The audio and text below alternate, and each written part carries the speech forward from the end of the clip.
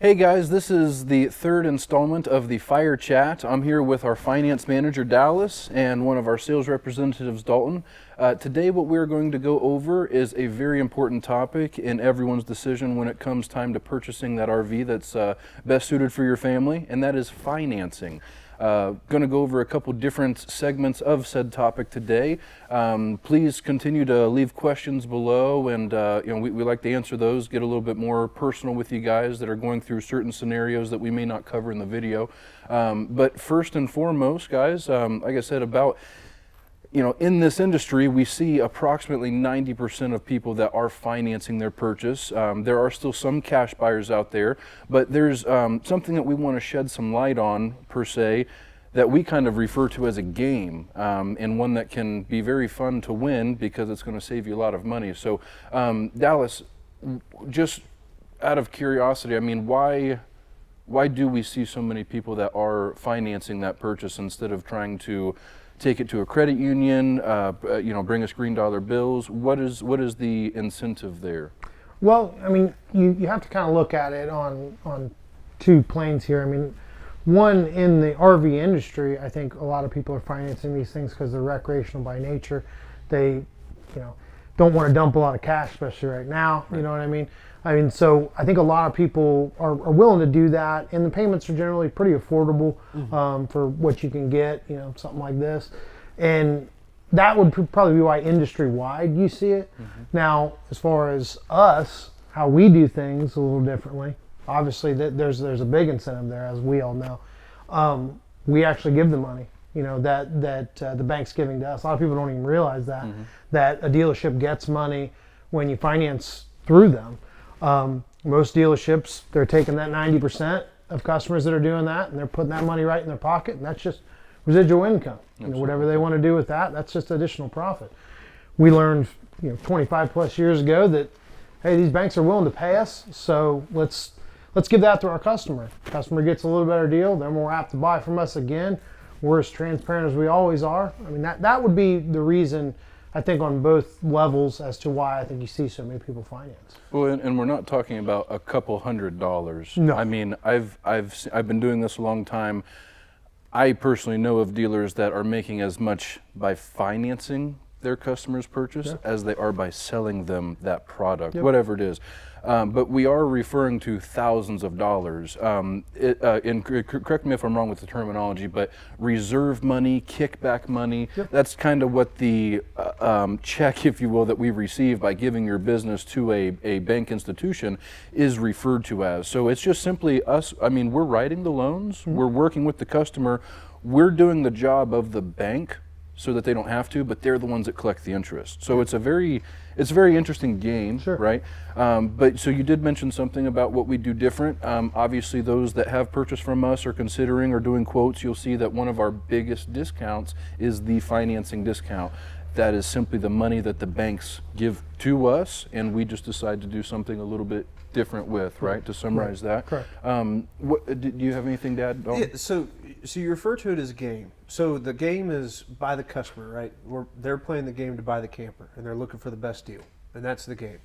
So when financing, the game is what is the best deal to finance the camper, get the payment down, et cetera, et cetera. I guess my question is to you, Dallas, is if I'm financing with Camper Dealership A and RV Wholesalers, and both of them have the exact same camper, we're going to use the same bank, Bank X. If I go with Dealership A and I go with RV Wholesalers, what exactly is the difference? You had mentioned the kickback.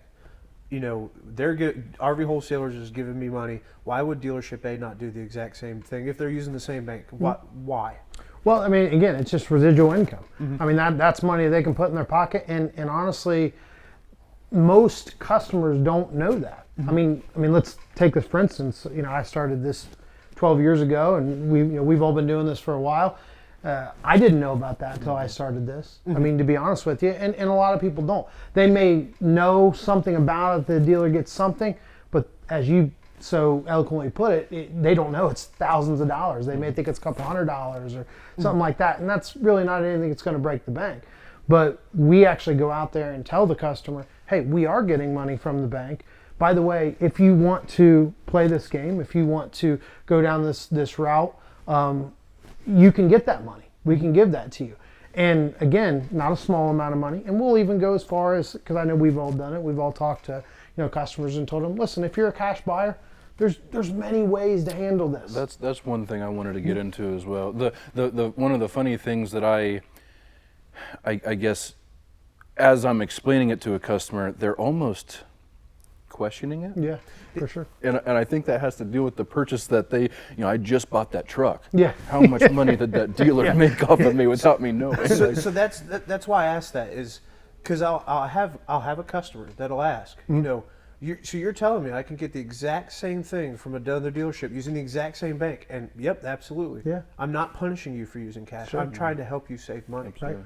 And it's astounding to me that they'll use those words. You're punishing me for using cash? No, sir, I'm not. I'm trying to give you a discount. Right. Well, those two things, a cash buyer and a person that is loyal to their credit union. Those are two things I wanted to go over with. Cash buyers, see, I mean, to who it is not news for, cash is obviously no longer king. If the bank is paying me as much as I'm making by selling you a product, clearly I have an incentive to want to talk, at least explain what the game is. But so most of our cash buyers, what they simply do, there is a contingency within a recreational vehicle purchase to keep that loan open for a 12-month term. Now we'll obviously set it up for longer, right? Because and I get this all the time too. So you're saying I can finance $2,000 of the 30 and get, no, why would the bank give me $2,500 if you're financing $2,000, right? But overall, there is what our cash buyers do. You'll take the monthly payment. I'm going to just make it simple. We'll say $200. You have to make 12 of those payments. That's called your minimum balance due, that $2,400 if you did the math. If you were buying a $20,000 camper, you take the difference of which is $17,600, you're putting that down on the first payment.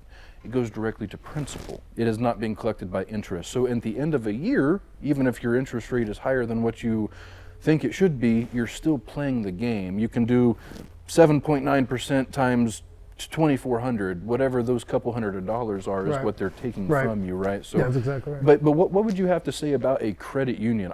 There are some customers that, hey, I already have financing in place. I've been working with this bank. That's what I'm comfortable with. I don't want you to run my credit. I don't want you to X, Y, and Z.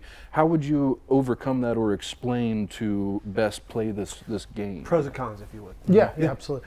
Well, and obviously the pros to a credit union are probably what a lot of people know. I mean, it's familiarity. I've done all my loans through them. Generally, they have some pretty aggressive rates, especially if you're talking about employee credit unions, things like that.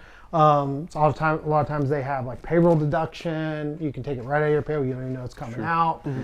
So it's a lot easier, or convenient, if you will. Right. The convenience is there, and I think that's the biggest pro to it. Right. The cons to it, as far as you're not, obviously what we just talked about, you're not getting that finance kickback. Yeah, they're not just saying, hey, here's a check, have a good day. Right. They're just giving a little bit.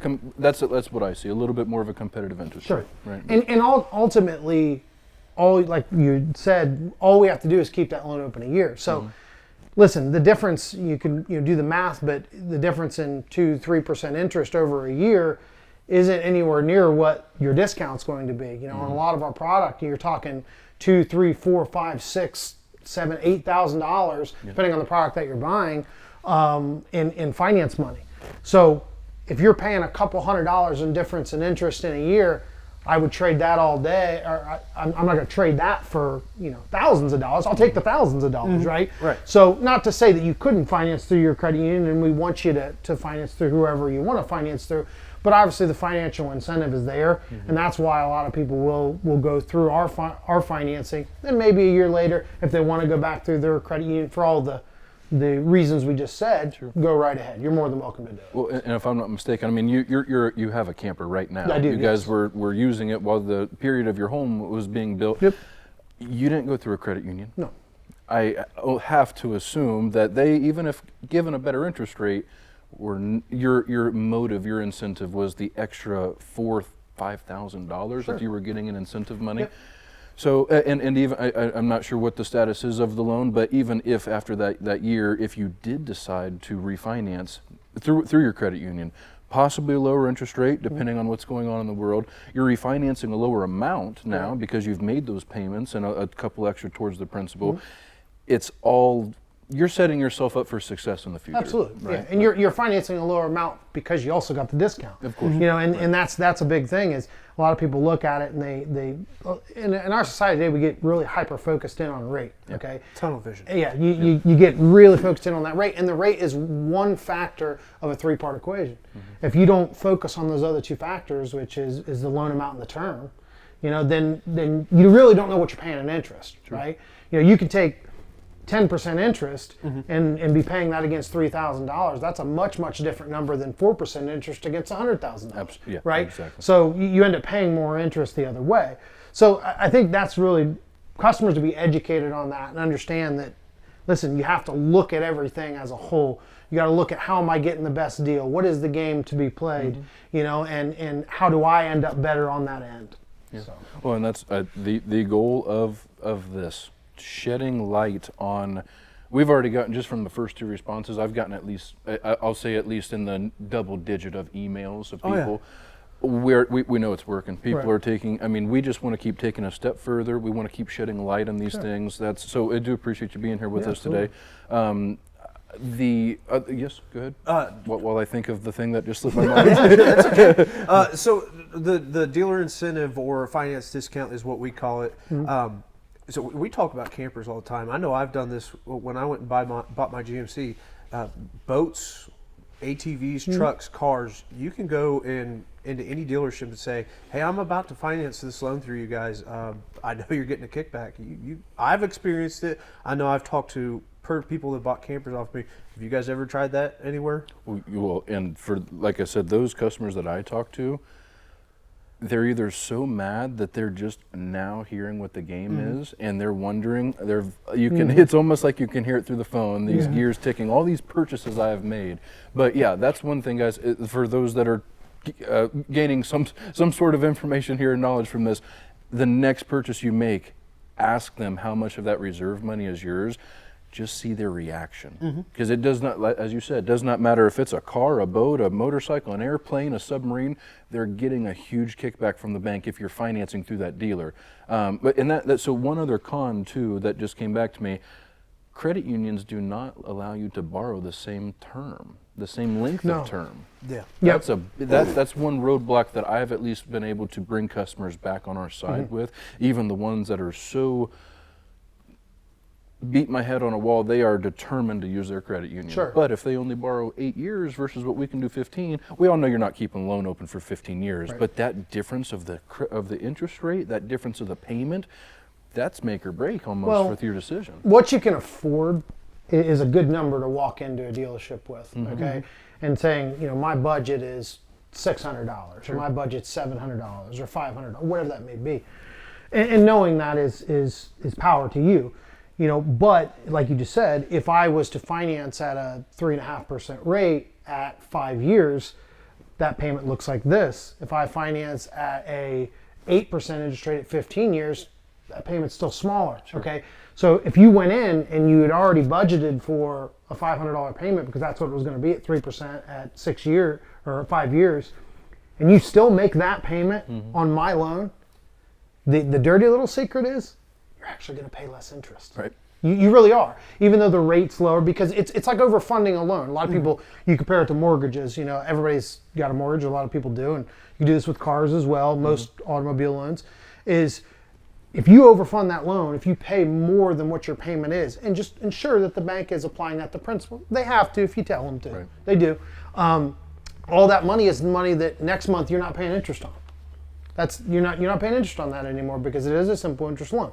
As long as it's a simple interest loan, you can do that, okay? Because they recalculate that every time the balance changes. So that's the big thing. And you'd mentioned walking into a dealership. I tell people to be very strategic about that. Just keep your dealer honest, you know, because the biggest thing that I find is people will go in and say, "Hey, I'm going to finance. Give me some of that money," right? Well, go in, work the deal, talk about it. You know, they'll ask you 1.5 million times, are you going to finance? Are you going to finance it? I'm not sure yet, not sure yet, not sure yet. I don't know, I don't know. You know, always be vague about that. And then once the deal is tabled, it's right on your desk, and they want you to sign on that dotted line, slide that piece of paper back across the table and tell them, now how much money you going to give me as a kickback, because I know you're getting it, if I finance with you. Yep. You know, and good rule of thumb I've always said them with is split it with me. Sure. You know what I mean? Just so you get something. You know, have to. So that's a big, big thing to make sure you have a discussion, but keep your dealers honest. That's a big thing. Well, and we have discussed a lot with the 2 previous videos. If you can't get it in writing, I'm currently dealing with a customer right now. He's going up against my out the door price with an advertised price. They won't give him anything in writing. They said, "Come on in." Strange. They said, "Come on in." We'll talk. I just dealt with that, and it's sad that I had to create a whole nother person to go out and get their out the door price just to show it to their customer. Exactly. That's terrifying. I don't know if people are afraid to ask those certain questions or to be in that situation. Me, I'm I'm very headstrong. I'm going to ask those uncomfortable questions. I want to make you feel uncomfortable, if anything, because I know the game. So I mean, we're just trying to help you guys with the purchase. There is a lot of I don't, at this part, I don't want to say misinformation, but there's just not enough out there. Right. There's not enough. It's supposed to be the secret that that only dealers and manufacturers know about. It's so. Last thing I want to touch base on, and then Dalton, if you got anything, people that are weary of running their credit multiple times. There is, and you have explained it. The terminology is in one ear and out the other. That's like watching the Matrix numbers fly down. There's something under a law per se where you can have multiple credit runs, which I can see the benefit of for the customer, because dealer X, Y, and Z may be going through the same bank, but all of a sudden their rates are different, right? One's inflating one more, one's giving me a kickback, and one's doing neither. Can you just shed light on like the process of being able to do that and not harm their credit score? Yeah, because from my understanding, you could, just teeing off a little bit from what he said, you can have multiple hits from different dealers, but as long as you make a purchase, you within a certain amount of time, you're okay. Yeah, so that all is accurate. So to kind of elaborate on that, the biggest thing that a lot of customers, you'll hear these terminologies too. I want to throw this in there: hard inquiry, soft inquiry. You hear that all the time. Right. A hard inquiry has to be done if you're applying to actually purchase what they call a retail installment contract. So if you're purchasing a car, if you're purchasing a camper, if you're purchasing a house, a hard inquiry has to be done. Okay, that's them physically checking your actual credit bureau, whether it be TransUnion, Equifax, or Experian, or version of all three. They have to do that. So that's one of the biggest things that a lot of people don't understand. Now, what you were kind of alluding to is the Fair Credit Act in the United States. Okay. So what that has to do with, it's often referred to as the shopping law. Has to do with the fact that if you go in and you apply for credit with dealerships, as long as you keep it generally within a small span of time, 24, 48 hours, things like that, it doesn't, in the long term, affect your credit like it does in the short term. Okay. Obviously, any hard inquiry you're going to see on your credit is going to affect you a little bit, and that really, it's an algorithm, so it depends on other things that you've done, how much it affects it. I mean, you can't give an exact number for every customer. It's just different with every customer, but it will affect it. Now, if you say you go to 10 different dealerships in 3-month period, yeah, that's going to affect your credit. But as to what Dalton said, that is absolutely true. As to when the loan actually shows up on your credit, anything within that window of time that, let's say I applied it to US Bank, okay? And US Bank, it showed on your credit that I sent it to US Bank, but I also sent it to M&T, Bank of America, and Huntington, just to make sure I'm getting you the best rate, okay? And a month later, 2 months later, it shows up on your credit that US Bank, you now have a loan for US Bank, okay? Those credit inquiries that all happen within that time, doesn't have to be just US Bank, M&T, Huntington, Bank of America, they're all going to not affect your credit as much as they did when your overall score and your all those inquiries, they're going to kind of not drop off, but they're just not going to affect the points like it would if you did purchase something. That's why I always tell people, if you're absolutely in the market to purchase something, do a credit application, absolutely. But if you're not necessarily in the market, don't go out there and have every dealership run your credit. It's not a good idea. So I like plain English. You know, I'm a simple man. Mm-hmm. If you're window shopping, don't do an application. Right. If you are seriously buying, do the application. And- find and- out what the And looking for the best deal. And looking for the best right? deal. I mean, Yep. you got it narrowed down. Yep. Yeah. do the application. Find out what the banks are going to offer you, and make the purchase. Yes. Okay. Absolutely. I have heard, I guess this is not an additional topic, but just to kind of summarize that, I have heard some customers say, I just walked out of this dealership and my credit took a 30-point dive. Mm-hmm. I do want to be very clear, working with Dallas and the other finance officers that we have here for as long as I have, we're very conscious of who we send your information to and also the amount of times that we send it off. The reason being, comparing myself to a bigger dealership with 150 stores, needless to say a name, but their motivation is to send this information off to every bank that they work with because they don't know which bank is going to give them the most amount of money for your business. So if you were an uneducated customer, they might see here's a 6.9 for 3,000 of kickback, here's a 9.9 for 5. If they can spin that No, and and put more money in their pocket, I mean, to add to that, one biggest thing is it's just easier. Yeah. And you can take somebody that has very, very little finance experience and put them in my position. Not that there aren't people out there that are smarter than me. Obviously there are. Neither of them are sitting right here. But anyway, no, if you get a person in that position, you know, and the easiest thing to do is just hit send all or send it to here, send it to here, send it to here. Just continue to do that till you think you got the best deal. Okay, that's one way of doing it, right? But when you become, and you've done it for as long as some of us have, when you analyze, yeah, when you understand the actually programs. Yep. Yes, understand the programs. I mean, know what the customer is looking for. Right. I think that has to do with our part of the process. Is we know this guy's budget is this. He's very rate conscious. We know to analyze and who to send it to, but very conscious of how many times we send that off. I have heard, and this is multiple times. Again, my credit just took this dive, or my sister, someone I know. That's why I won't do a credit app with you. I have to explain that you don't understand. They just send it off to all 30 banks they work with. Each one of those being a point and a half, whatever it may be. It's all different for everyone, like you said. But there's the difference of someone. And I, again, the easiest thing you could ask that dealership: how much of the reserve money were they going to give you? All 5,000? All 3, 0? How much of that?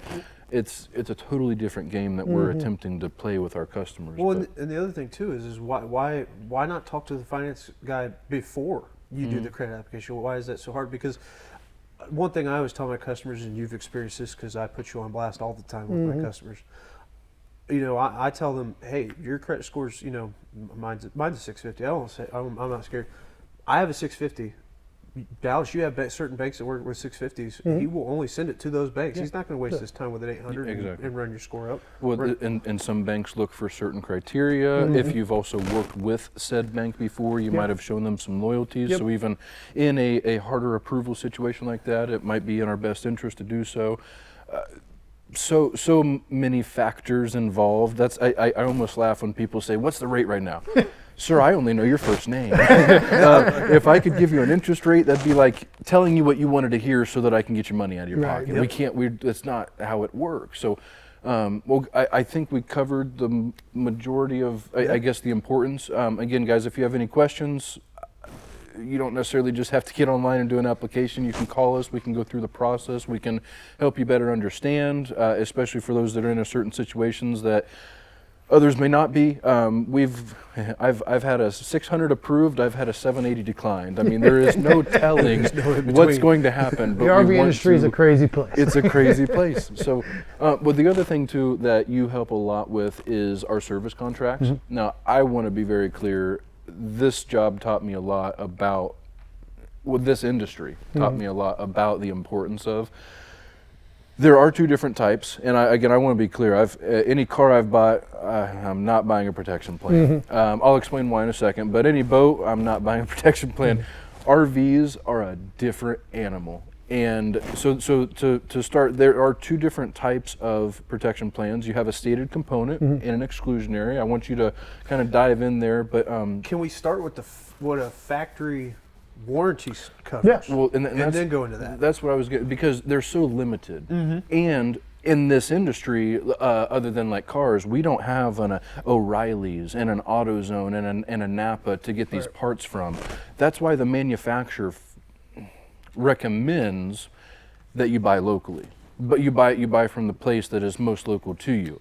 But that's not fair for the guy in Colorado that's got to spend $10,000 more on a rockwood than what I can sell it to him for. So, but it is very clear, the only dealership that is contractually obligated to service that RV is the place you buy it from.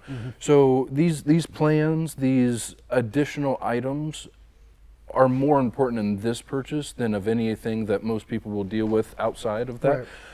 That's why I try to be so delicate, because I know inside I'm the guy that would never buy one. But I mean, when you see the things that the manufacturer does not cover, Yeah. when you see the issues that people have on a brand new RV and the manufacturers, no, I'm sorry, that's your fault, or you used your left hand and not your right hand, so that's on.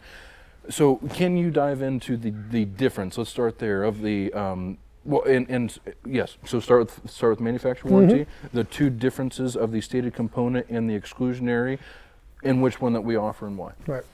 So, I mean, the biggest thing to know about, and you had said, and I talked to a lot of customers like yourself and other people out there that say, I just don't buy service contracts. Yep. You know, and that's a fair statement in a lot of situations. It really is. Or I can do the work. Correct. You hear that a lot. You really do. And again, fair statement on its face value. But once you start digging in a little deeper, I think what I've found out over the years, and obviously I'm a little biased on this, but what I found out is it depends on the product that you're buying. If you go into it with that thought, then I think you end up better than most people that either say I always buy them or I don't always buy them. Because nothing makes sense to just always do or not always do outside of a couple things in this world.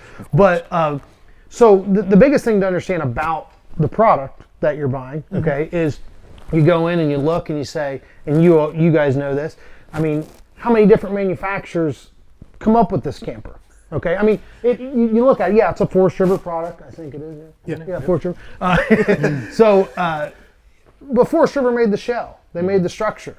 I mean, you have Furrion, you got Dometic, you got Atwood, you got Suburban, you got all these different manufacturers that kind of make this hodgepodge Frankenstein machine, if you will.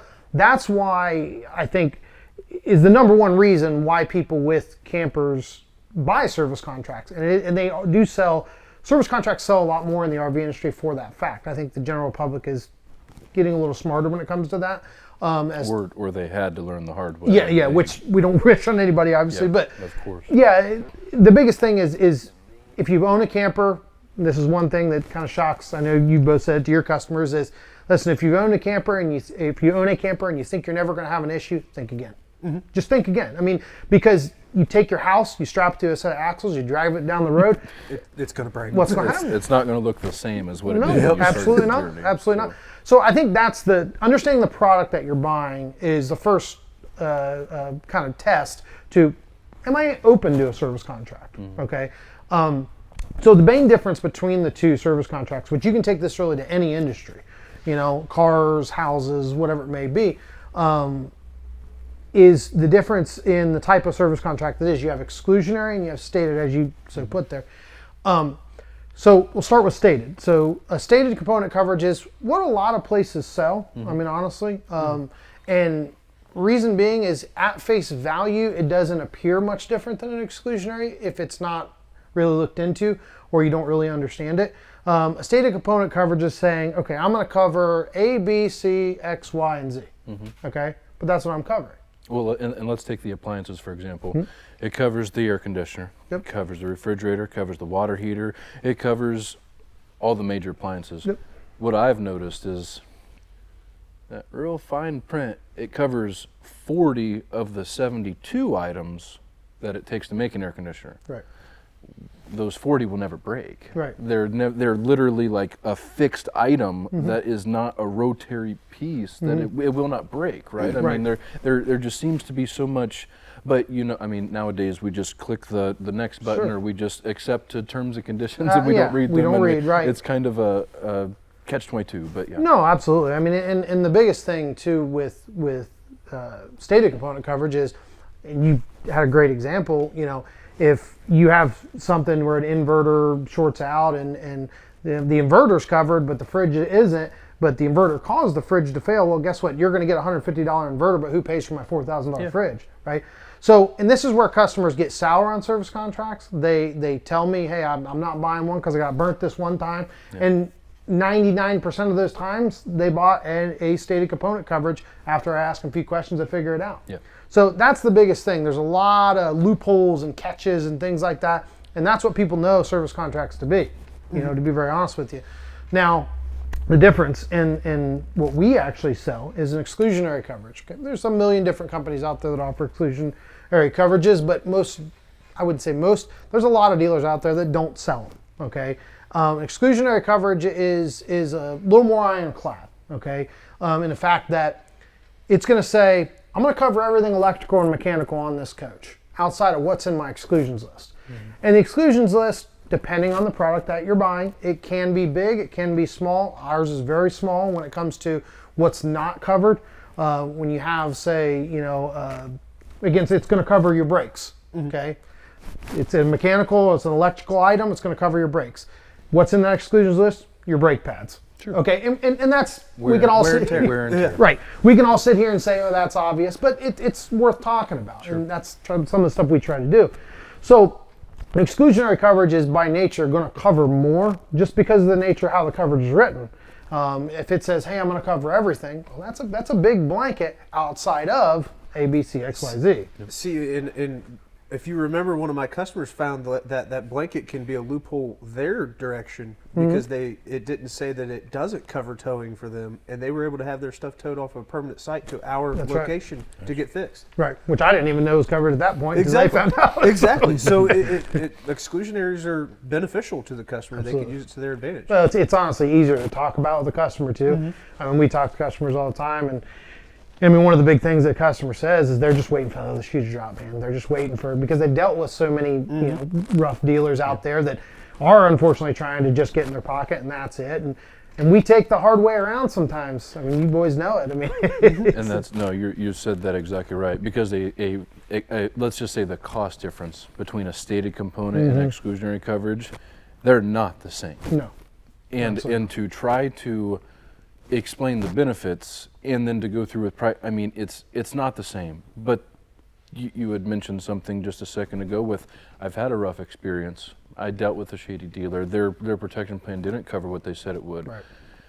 Well, it was $1,900 for an $80,000 coach. I'm sorry, but there is some fine print in there, and my personal belief is that the dealers just offer that to get more money out of your pocket. Sure. Where I'm very clear in at least telling my customers, listen, I'm not trying to get deeper in your pocket. What I cannot afford or allow to happen to my customer is you call me in 6 months and you had a Frisbee on the slide and you're rolling it in and now you got a water leak and you find out that seal is punctured. Right. Because then I got to tell you, I can't do anything for you, because that's one of the 3 things on all RVs that aren't covered by day one, right? So if for those that don't know, but I can't have that difficult conversation. Sure. I'd rather it be difficult trying to explain why you need something versus literally 6 months and I have to say, I can't do anything for you. Are you ever going to buy another product from me again? Are you ever going to send me your friends and family? Right. So we do take the harder way, but we're simply trying to offer something that has value and that the customer can use when and if they are faced with that situation. I think that's the honorable way to go, even though it is a much harder way of doing it. So that brings me to a question, or to a question point, I guess would be the way to put it. Because I just started selling campers 2.5 years ago, right? Josh, you've been working on them since you were what, 10? Yeah. Slide seals. You know, the factory warranty. That, you know, when I sat down and read it, it's not covered. You know, but service contracts do. At least the one we sell does. Yeah. I'm like you. I've never bought a service contract to save my life. But I will always tell a customer, if you don't buy it and something goes wrong with those slide seals, I've taken pictures and sent it to a customer. They remove, I don't know if you guys can see this, the entire slide out of the side of the camper to replace that. There's 3 seals. You have the one you can see on the outside, one you can see on the inside, but that middle one, if and when it ever be punctured, which all it would take is a stick, that entire slide out comes off of the coach, sits on a dolly, and gets wheeled over so they can get to the piece that rubber track is, or the track that the rubber is in. The labor alone Covers the service contract. probably 2 of them. I've done enough in my time to see, because then you're talking about a rotted floor, a sidewall, the parts that are ordered, but the labor alone is astronomical. And the rates have only it's been 7 years since I've been in the service department. Our rates have only raised dramatically since. You're not doing yourself any favors. So, and that's why I always kind of preface my customers, please just hear what he has to say. I'm not trying to get deeper in your pockets. What I'm trying to do is save you from Your house. the experience that I've seen so many have to go through and see the hard way. But anyway, yeah, I try not to focus on like how we're great. Believe me, guys, we're not perfect, but there's just things that we do differently that we see too many other people having a bad experience from by other places in which we compete with, or just simply hearing about, and we just try to inform of what the differences are, what kind of makes us who we are, or how we stand out ahead of those other people, and how we keep customers coming back to us. That's always my hidden agenda. Right. We don't make a killing on these campers. One guy, he noticed that we still have gravel outside. He says, "You got enough potholes?" Potholes are why you're here, brother. That same camper was 12 grand where you came from. Potholes are why you're here. What are you talking about? So we're not the prettiest, we're not the most perfect, but there's just things that we do so much differently, because you don't need concrete to sell campers. I don't need 150 locations with marble floors to sell campers cheaper than what we do here. It's actually the complete opposite, but just things that we want to shed light on that help you guys in your purchase, because at the end of the day, we can't sell them all. And we know that not everyone's going to be willing to travel to where we are or allow us to ship something. There's just, we're not going to sell every camper. So this is our way of helping everybody else out that we can't, or again, the people that do want to, great. But there's a lot of misinformation, a lot of greed out there. And yeah, so what else, guys? Anything else need to cover? I don't think so. I think we covered pretty much what we were discussing. The there. important I think stuff. A lot of good information for everybody. Important stuff. Send some more people to watch the video so we can upgrade to a real fire. Yep. Hands that's are on the cold. list. Yeah. Yeah. Getting cold doing this. Well, guys, thank you for joining us, and we'll see you next week.